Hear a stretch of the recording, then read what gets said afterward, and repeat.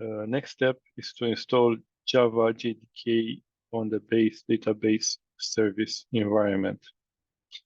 For the Java JDK, there is another script which you can get by using the wget command, and I'm going to give you the full URL in the video description.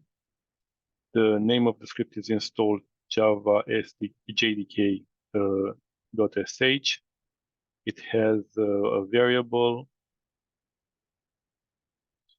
which is the Java download location. I advise you to use this Java unless you have verified previously that the Java you are specifying in this variable is compatible with Apex and Oracle REST data services.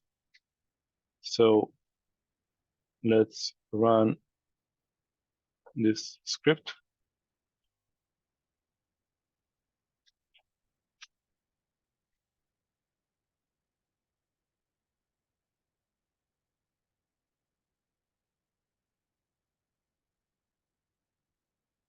And this is it.